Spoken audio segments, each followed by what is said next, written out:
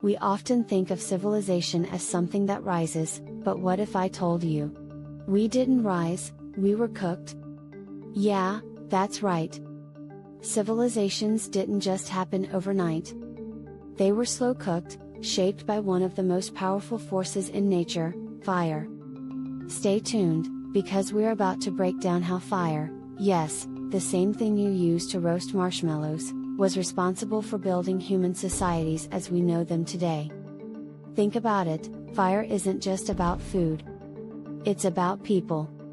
When early humans learned to control fire, they didn't just cook their first meal, they created time. By cooking food, they were able to digest it faster, which meant less time chewing raw meat and more time thinking, inventing, and talking to each other. That's how fire sparked creativity and helped us become the innovative beings we are today. Fire was like the original multi-tool. It helped humans make better tools, fire bricks for buildings, and melt metals to make weapons. So, whether it was a campfire or a furnace, fire has been silently driving human progress for thousands of years. But it didn't stop there. Fire didn't just cook our food, it cooked our society. With cooking, we could store surplus food, which meant we didn't have to spend every day hunting and gathering. That freed us up to dream, build, and connect. Suddenly, people were gathering around campfires, telling stories, sharing ideas, and civilization started brewing. These gatherings turned into villages, then cities, and from there, the first sparks of culture, writing, art, and even politics, were ignited. Maybe the first argument over how to roast a boar led to the birth of democracy, who knows? Here's where things get really interesting. Empires learned early on that whoever controlled fire, controlled the world. Fire wasn't just for survival, it was about domination. Think of Rome, they didn't just conquer with legions, they tamed the elements. From heated bathhouses to forging iron weapons, fire was the secret ingredient in their recipe for power. And it wasn't just Rome.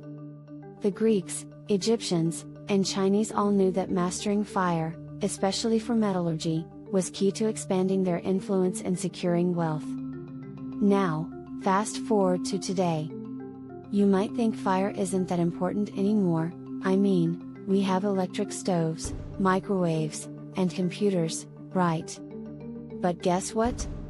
We're still cooking with fire, just in different ways. Those silicon chips in your phone and computer? They're cooked at over 1000 degrees Celsius. So, whether it's a campfire or a superheater, the concept remains the same. We take something raw, apply heat, and watch it transform. But here's the catch, fire doesn't just create, it can destroy. Climate change is a perfect example of what happens when a civilization cooks too long, at too high a heat. So, while fire helped build our world, we need to be mindful of how we use it. If we're not careful, the same fire that elevated us could be what brings us down. In the end, civilizations weren't just built, they were cooked. Fire, time, and human curiosity have always been the key ingredients. But as the saying goes, too many cooks spoil the broth, and in this case, too much fire might spoil everything. Let's make sure we're keeping an eye on the stove. Thanks for watching, everyone. If you liked this video, give it a thumbs up, subscribe, and leave a comment below.